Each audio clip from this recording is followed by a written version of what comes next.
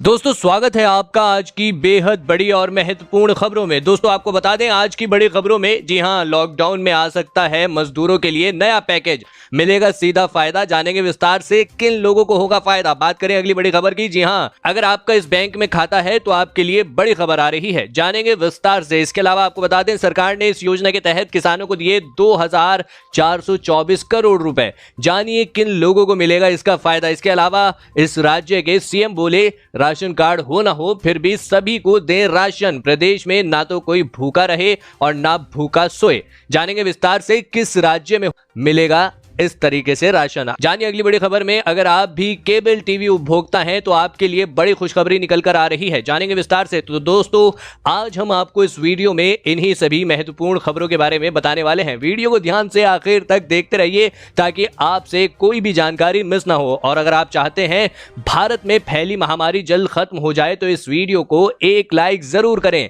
दोस्तों उससे पहले फटाफट जान लेते हैं चीनी बीमारी की ताजा अपडेट। जी हां, तो आपको बता दें भारत में अब तक संक्रमित मरीजों की संख्या बढ़ती ही जा रही है। यह संख्या 13,600 से अधिक हो चुकी है और इनमें से 11,300 से अधिक लोगों का अभी इलाज चल रहा है, जबकि 1790 से अधिक मामले सही हो चुके हैं। और आपको बता दें 449 से अधिक लोगों की अब तक मौत हो चुकी है। और बात करें पूरी दुनिया भर की तो अब तक के अपडेट के अनुसार 21,84,000 से अधिक लोग संक्रमित हो चुके हैं। इसके अलावा 1,46,000 से अधिक लोगों की मौत हो चुकी है, जबकि 5,53,000 से अधिक लोग सही हो चुके हैं। दोस्तों हो सकता है जब तक आप यह वीडियो देख रहे हो तब तक यह आंकड़ा और भी बढ़ गया हो। इसी के साथ बढ़ते हैं इस वक्त की अगली बड़ी खबर की तरफ। जी हां, क्या लॉकडाउन में पलायन करने वाले मजदूरों के लिए आएगा पैकेज। आपको बता दें पीएम नरेंद्र मोदी ने कई घंटे वित्त मंत्री संग किया मंथन, हो सकता है मजदूरों के लिए बड़ा ऐलान। आइए जानते हैं क्या हो सकता है ऐलान। आपको बता दें कोरोना वायरस के संकट से निपटने के लिए लॉकडाउन 2.0 लागू करने के बाद अब सरकार गरीबों को राहत की दूसरी डोज देने की भी तैयारी कर रही है। जी हां, इसके लिए लगभग प्लान तैयार हो गया है और जल्द ही मजदूरों से लेकर कॉरपोरेट जगत तक के लिए प्लान जारी किया जा सकता है। इसके अलावा छोटे उद्योगों को भी बड़ी राहत दी जा सकती है जो लॉकडाउन के चलते प्रभावित हुए हैं। सूत्रों के मुताबिक सरकार का मुख्य फोकस उन लाखों मजदूरों को राहत देने पर है जिन्हें अपने रोजगार के छिनने के चलते सैकड़ों किलोमीटर पैदल चलकर गांव जाना पड़ा है। जी हां, आपको बता दें टाइम्स ऑफ इंडिया की रिपोर्ट के मुताबिक गुरुवार को पीएम नरेंद्र मोदी ने वित्त मंत्री निर्मला सीतारमण और उनकी टीम के अधिकारियों के साथ कई घंटे तक मंत्रण की।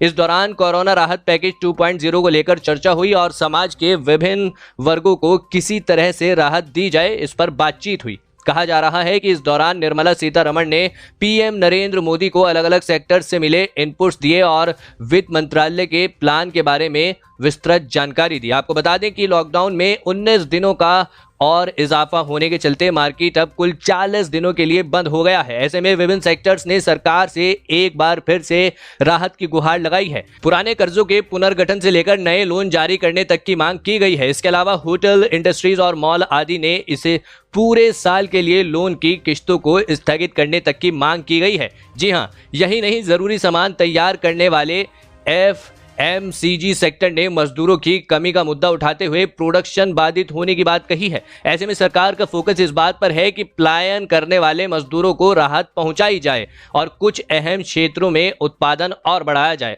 गौरतलब है कि सरकार की ओर से पहले ही कृषि कार्य को निपटाने की छूट दी जा चुकी है। यही नहीं, किसानों से फसलों की खरीद भी ज्यादातर राज्यों की ओर से शुरू हो चुकी है। इसी के साथ बढ़ते हैं अगली बड़ी खबर की तरफ। सीएम बोले राशन कार्ड हो ना हो फिर भी सभी को दें राशन, प्रदेश में ना तो कोई भूखा रहे और ना भूखा सोए।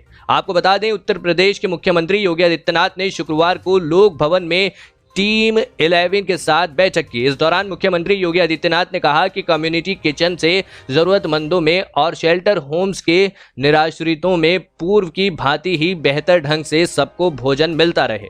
यह सुनिश्चित होता रहे कि प्रदेश में ना तो कोई भूखा रहे ना भूखा सोए। मुख्यमंत्री योगी ने कहा कि किसी के पास राशन कार्ड हो या ना हो, आधार कार्ड हो या ना हो, वह शहर का नागरिक हो अथवा गाँव, अगर वह जरूरतमंद है तो उसे अनाज अवश्य मिले। उन्होंने घूमते लोगों तक भी भोजन और राशन उपलब्ध कराने का निर्देश दिए हैं। जी हां, आप कमेंट करके बताइए आपके यहां आपको राशन मिल रहा है या कमेंट में जरूर लिखें। इसी के साथ बढ़ते हैं इस वक्त की अगली बड़ी खबर की। जी हां, लॉकडाउन में 12 राज्यों के किसानों को दिए गए 2424 करोड़ रुपए। केंद्रीय कृषि मंत्री नरेंद्र सिंह तोमर ने बताया कि प्रधानमंत्री फसल सिंचाई के तहत लॉकडाउन में अब तक 12 राज्यों के किसानों को 2424 करोड़ रुपए के दावों का भुगतान किया गया है। जी हां, उधर सरकार की यह कोशिश भी जारी है कि इस योजना से ज्यादा किसान जुड़े। किसानों को फोन पर मैसेज भेजकर बीमा में शामिल होने की अपील की जा रही है ताकि खेती में उनका जोखिम कम हो, क्योंकि बीमा क्षेत्र घटता जा रहा है।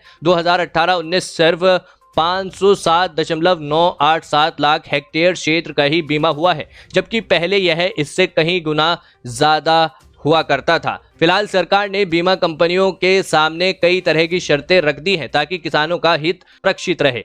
जी हाँ दोस्तों, इसी के साथ बढ़ते हैं इस वक्त की अगली बड़ी खबर की तरफ। जी हाँ, लॉकडाउन 2.0 में सरकार ने दायरा बढ़ाया। अब इन क्षेत्रों को भी दी जाएगी छूट। जानेंगे किन लोगों को मिल सकती है छूट। जी हाँ, कोरोना वायरस के संक्रमण को रोकने के लिए केंद्र सरकार ने लॉकडाउन को 3 मई तक बढ़ा दिया है। लॉकडाउन के दूसरे चरण में सरकार ने कई छूट देने का ऐलान किया था। अब गृह मंत्रालय की ओर से कुछ और क्षेत्रों को छूट देने के बारे में घोषणा की गई है। सरकार की ओर से जारी की गई नई गाइडलाइन के मुताबिक कई सरकारी विभागों को कुछ शर्तों के साथ खोला जाएगा। इसी के साथ कृषि के क्षेत्र में भी कई छूट देने का फैसला किया गया है। आपको बता दें, इससे पहले जारी की गई गाइडलाइन में बताया गया था कि खाने पीने और दवा बनाने वाली तमाम इंडस्ट्रीज खुली रहेंगी। इसके साथ ही ग्रामीण भारत के सारे कल कारखाने खोलने का निर्देश दिया गया था। नई गाइडलाइंस के अनुसार मनरेगा के कार्यों को भी अनुमति दी गई थी, जिसके तहत कहा गया है कि सिंचाई और जल संरक्षण को प्राथमिकता दी गई है। आपको बता दें, सरकार की नई गाइडलाइन में जंगलों में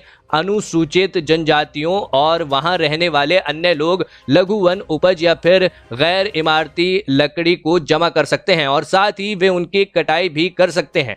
इसके साथ ही बांस, नारियल, सुपारी, कॉफी के बीज, मसाले की रोपाई और उनकी कटाई, पैकेजिंग और बिक्री कर सकते हैं। इसी के साथ बढ़ते हैं अगली बड़ी खबर की तरफ। जी हां, केंद्र ने मनरेगा के तहत राज्यों को भेजे 73 करोड़ रुपए। केंद्रीय ग्रामीण विकास मंत्रालय ने गुरुवार को बताया कि केंद्र सरकार ने महात्मा गांधी राष्ट्रीय ग्रामीण रोजगार गारंटी अधिनियम यानी मनरेगा के तहत राज्यों और केंद्र शासित प्रदेशों को 7300 करोड़ रुपए की राशि भेजी है। कोरोना महामारी के संकट के मद्देनजर केंद्र सरकार ग्रामीण क्षेत्र व किसानों से संबंधित योजनाओं का लाभ लोगों तक तेजी से पहुंचाने की दिशा में काफी सक्रिय हो गई है। आपको बता दें, केंद्रीय ग्रामीण विकास, पंचायती राज और कृषि एवं किसान कल्याण मंत्री नरेंद्र सिंह तोमर ने गुरुवार को ग्रामीण विकास मंत्रालय के सचिव राजेश भूषण व अन्य अधिकारियों के साथ बैठक कर मंत्रालय द्वारा संचालित महत्वपूर्ण योजनाओं समीक्षा की। जी हां, इस मौके पर ग्रामीण विकास राज्य मंत्री साध्वी निरंजन ज्योति भी मौजूद थीं। मंत्रालय ने एक बयान के जरिए बताया कि मनरेगा के तहत राज्यों व केंद्र शासित प्रदेशों को जो जारी इस 7300 करोड़ रुपए की राशि से न सिर्फ बीते वित्त वर्ष 2019-20 की बकाया मजदूरी और सामग्री के बकाये का भुगतान किया जाएगा, बल्कि चालू वित्त वर्ष 2020-21 के पहले महीने के पहले पखवाड़े के बकाये का भी भुगतान किया जाएगा। इसी के साथ बढ़ते हैं इस वक्त की अगली बड़ी खबर की तरफ। जी हां, बंदी के कगार पर 5 लाख रेस्टोरेंट्स, 73 लाख नौकरियों पर संकट। डेयरी समेत फल, फूल, सब्जी मंडी को भी हो रहा घाटा। आपको बता दें, देश भर में लॉकडाउन 40 दिनों तक बढ़ाए जाने से रेस्तरां उद्योग पर बुरा प्रभाव पड़ा है, जिसके चलते अनुमानित 73 लाख नौकरियों पर संकट पैदा हो गया है। इस उद्योग ने शहरी क्षेत्रों में तेजी से विकास किया है और हालात को देखते हुए इनमें से ज्यादातर रेस्तरां के हाल में खुलने की संभावना नहीं है। आपको बता दें, देश भर में मौजूद 5 लाख रेस्तरां केंद्र और राज्य सरकारों से उम्मीद कर रहे हैं कि जल्द ही उनके क्षेत्र के लिए राहत उपायों की घोषणा की जाए। इन लोगों को डर है कि सरकार की मदद न मिलने के चलते इन्हें इस क्षेत्र से बाहर निकलने को मजबूर होना पड़ सकता है। इससे शेफ से लेकर कैप्टन, पड़ोसने वाले से लेकर सफाई कर्मचारियों को रेस्तरां उद्योग को निकालने के लिए मजबूर होना पड़ेगा। जी हां, बता दें कि इस क्षेत्र में वेतन कुल लागत के 15 से 25% के बीच होता है और अधिकांश रेस्तरां ने मार्च के लिए कर्मचारियों को पूरा भुगतान किया था। लॉकडाउन में शून्य राजस्व के चलते रेस्तरां सुनिश्चित नहीं है कि वो कर्मचारियों को अप्रैल की मजदूरी का भुगतान कर पाएंगे। लॉकडाउन में आपूर्तिकर्ताओं और विक्रेताओं से लेकर किसान तक प्रभावित हैं। राष्ट्रीय डेयरी विकास बोर्ड के एक वरिष्ठ अधिकारी ने बताया कि होटल और रेस्तरां में दूध भी लगभग 12% खपत होती है। इंडस्ट्री बॉडी फिक्की का अनुमान है कि होटल और रेस्तरां किसानों के कुल फलों और सब्जियों के उत्पादन का करीब 1% खरीदता है। इसी के साथ बढ़ते हैं इस वक्त की अगली बड़ी खबर की तरफ। जी हां, लॉकडाउन में टाटा स्काई फ्री दे रही है 10 चैनल्स। देखें लिस्ट। आपको बता दें इस महामारी के कारण देश भर में 3 मई तक लॉकडाउन 2.0 लागू है। ऐसे में सभी लोग अपने घर में हैं। टाटा स्काई ने अपने यूजर्स की सुविधाओं को ध्यान में रखते हुए लॉकडाउन के दौरान 10 पेड चैनल्स को मुफ्त में उपलब्ध कराने का फैसला लिया है। टाटा स्काई ने कोरोना वायरस लॉकडाउन में अपने यूजर्स को 10 इंटरेक्टिव सर्विस या यह कह लीजिए कि 10 पेड चैनल्स को फ्री देने का फैसला किया है। इसका मतलब अब इन चैनल्स को देखने के लिए आपको कोई भी अतिरिक्त शुल्क नहीं देना होगा। इनमें फिटनेस, एंटरटेनमेंट और एजुकेशन के कुछ चैनल्स भी शामिल हैं। कंपनी के आधिकारिक वेबसाइट पर लिखा नजर आ रहा है कि यह 10 चैनल्स नेशनल लॉकडाउन तक ही फ्री रहेंगे। जी हां, तो दोस्तों ये थी आज की कुछ महत्वपूर्ण और ताज़ा खबरें। उम्मीद करते हैं इससे आपको काफ़ी कुछ महत्वपूर्ण जानकारी मिली होगी। बस इसके बदले में इतना ही चाहते हैं कि आप इस वीडियो को लाइक कर दें, शेयर कर दें, और क्योंकि आपका लाइक और शेयर करना ही हमारी मेहनत का फल होता है। धन्यवाद।